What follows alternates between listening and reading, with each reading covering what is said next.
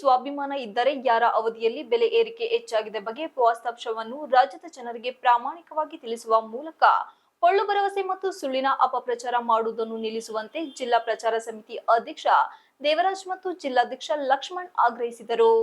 ಪತ್ರಿಕಾಗೋಷ್ಠಿಯಲ್ಲಿ ಸೋಮವಾರ ಮಾತನಾಡಿ, ರಾಜ್ಯ ಬಿಜೆಪಿ ಮುಖಂಡರು ಬೆಲೆ ಏರಿಕೆ ನೆಪ ಮಾಡಿಕೊಂಡು ಮೈಸೂರಿನ ಶ್ರೀ ಚಾಮುಂಡೇಶ್ವರಿ ದೇವಸ್ಥಾನದ ಮುಂಭಾಗದಿಂದ ಜನಾಕ್ರೋಶ ಪ್ರಾರಂಭಿಸಿದರು. ಬಿಜೆಪಿ ಮುಖಂಡರು ಕೈಗೊಂಡಿರುವಂತಹ ಈ ಯಾತ್ರೆಯು ಪ್ರಮುಖವಾಗಿ ಭಾರತೀಯ ಜನತಾ ಪಕ್ಷದ ಆಕ್ರೋಶವೋ ಅಥವಾ ನಿಜವಾಗಿಯೂ ಸಾರ್ವಜನಿಕರು ಆಕ್ರೋಶ ವ್ಯಕ್ತಪಡಿಸಿದ್ದಾರೆ ಎಂಬ ಧ್ಯೇಯದೊಂದಿಗೆ ಪ್ರತಿಭಟನೆ ಮೊದಲು ಖಚಿತಪಡಿಸಬೇಕು. ಸಾರ್ವಜನಿಕರು ಯಾರು ವಿರೋಧ ಪ್ರತಿಭಟನೆ ಮಾಡಿಲ್ಲ, ಅಲ್ಲದೆ ಆಕ್ರೋಶವನ್ನು ಕೂಡ ವ್ಯಕ್ತಪಡಿಸುವುದಿಲ್ಲ ಎಂದರು.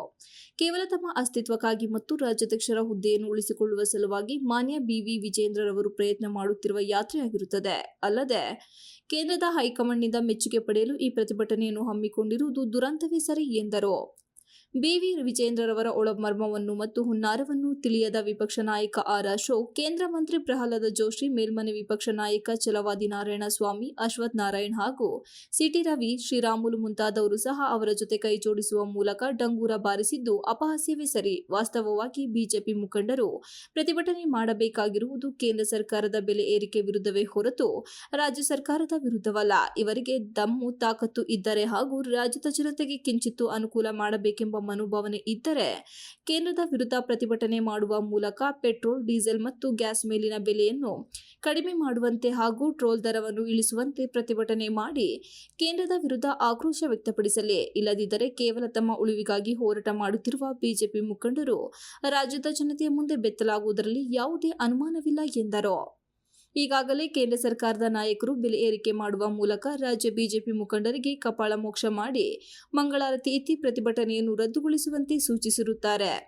ರಾಜ್ಯ ಬಿಜೆಪಿ ಮುಖಂಡರೇ, ನಿಮಗೆ ಸ್ವಲ್ಪವಾದರೂ ಸ್ವಾಭಿಮಾನವಿದ್ದರೆ ಯಾವ ಅವಧಿಯಲ್ಲಿ ಬೆಲೆ ಏರಿಕೆ ಹೆಚ್ಚಾಗಿತ್ತು ಎಂಬ ವಾಸ್ತವಾಂಶವನ್ನು ರಾಜ್ಯದ ಜನತೆಗೆ ಪ್ರಾಮಾಣಿಕತೆಯಿಂದ ತಿಳಿಸುವ ಮೂಲಕ ನಿಮ್ಮ ಟೊಳ್ಳು ಭರವಸೆ ಮತ್ತು ಸುಳ್ಳಿನ ಅಪಪ್ರಚಾರವನ್ನು ನಿಲ್ಲಿಸಿ ಎಂದು ಆಕ್ರೋಶ ವ್ಯಕ್ತಪಡಿಸಿದರು.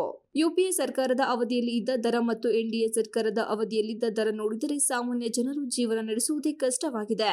ಬಿಜೆಪಿಯವರೇ ಈಗ ಹೇಳಿ, ಹೆಚ್ಚು ಬೆಲೆ ಏರಿಕೆ ಮಾಡಿದ್ದು ಕೇಂದ್ರ ಸರ್ಕಾರವ ಅಥವಾ ರಾಜ್ಯ ಸರ್ಕಾರವ ಎಂಬುದನ್ನು. ವಾಸ್ತವಗಳನ್ನು ತಿಳಿಯದೆ ಸದಾ ಸುಳ್ಳಿನ ಸರಬಾಲೆಯನ್ನು ಬಿತ್ತುವ ಪ್ರವೃತ್ತಿಯಲ್ಲಿ ನಿಲ್ಲಿಸಿ, ಮುಂದಾದರೂ ಸತ್ಯವನ್ನು ಮಾತನಾಡಿ, ಸತ್ಯದ ಕಡೆ ನಡೆಯಿರಿ. ಈ ಮೂಲಕ ರಾಜ್ಯದ ಜನತೆಗೆ ಆಶಾದೀಪವಾಗಿ ಸತ್ಯ ಎಂದಿಗೂ ಸತ್ಯ, ಸುಳ್ಳು ಸುಳ್ಳೆ ಎಂಬುದನ್ನು ನೆನಪಿಡಿ ಎಂದು ಎಚ್ಚರಿಸಿದರು. ಜಿಎಸ್ಟಿ ಒಳಗಡೆ ಒಂದು ಸಮಾನವಾದಂತಹ ಟ್ಯಾಕ್ಸ್ ಅನ್ನ ಕೊಡಿ, ಅಭಿವೃದ್ಧಿ ಕೆಲಸನ ಮಾಡಬೇಕಾಗಿದೆ ಅಂತಕ್ಕಂಥ ಒಬ್ರು ಮಾತಾಡೋದಿಲ್ಲ. ಬರೀ ಏನಂತಂದ್ರೆ, ಈಗ ಕರ್ನಾಟಕ ಸರ್ಕಾರ ಹಾಲಿನ ರೇಟ್ ಜಾಸ್ತಿ ಆದ ತಕ್ಷಣ ಅಥವಾ ಇನ್ನೊಂದು ಯಾವುದೋ ಒಂದು ರೂಪಾಯಿ 2 ರೂಪಾಯಿ ಜಾಸ್ತಿ ಆದ ತಕ್ಷಣ ಅದ್ರ ಮೇಲೆ ಸ್ಟ್ರೈಕ್ ಮಾಡಿ ಜನಗಳ ಮನಸ್ಸನ್ನ ಕೇಂದ್ರೀಕೃತ ಮಾಡ್ತಾ ಇದ್ದಾರೆ. ಇದು ನಾಚಿಕೆ ಆಗಬೇಕು. ಇವರು ಮಾಡಂಗಿದ್ರೆ ಬೇಕಾದ್ರೆ ನಾವು ಜಾಸ್ತಿ ಮಾಡಿದಕ್ಕೂ ಮಾಡ್ಲಿ, ಕೇಂದ್ರ ಸರ್ಕಾರ ಮಾಡಿದಕ್ಕೂ ಮಾಡ್ಲಿ, ಅದಕ್ಕೆ ನಾವು ಉತ್ತರ ಕೊಡ್ತೀವಿ. ಅದಕ್ಕೋಸ್ಕರನೇ ನಾವೀಗ 17ನೇ ತಾರೀಕು ರಾಜ್ಯದಲ್ಲಿ ಬಹಳ ಬೃಹತ್ತಾಗಿ ಒಂದು ಪ್ರತಿಭಟನೆಯನ್ನ ಕೇಂದ್ರ ಸರ್ಕಾರದ ವಿರುದ್ಧ ನಾವು ಮಾಡ್ತಾ ಇದೀವಿ.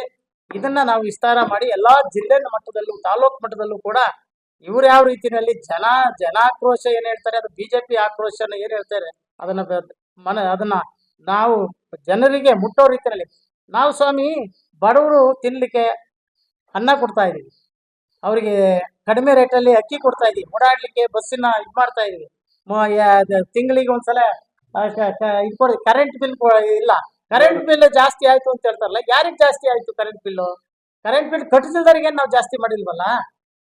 ಪತ್ರಿಕಾಗೋಷ್ಠಿಯಲ್ಲಿ ಇದೇ ವೇಳೆ ಕಾಂಗ್ರೆಸ್ ಜಿಲ್ಲಾಧ್ಯಕ್ಷ ಲಕ್ಷ್ಮಣ್, ಜಿಲ್ಲಾ ಪ್ರಧಾನ ಕಾರ್ಯದರ್ಶಿ ಮಂಜುನಾಥ್ ಶರ್ಮಾ, ಗ್ರಾಮೀಣ ಬ್ಲಾಕ್ ಕಮಿಟಿ ಅಧ್ಯಕ್ಷ ಚಂದ್ರಶೇಖರ್, ಬೀದಿ ಬದಿ ಜಿಲ್ಲಾ ಉಪಾಧ್ಯಕ್ಷ ವೆಂಕಟರಾಮು, ಐಟಿಸಿಎಲ್ ಅಧ್ಯಕ್ಷರಾಗಿ ದಿನೇಶ್ ಕುಮಾರ್ ಇತರರು ಉಪಸ್ಥಿತರಿದ್ದರು.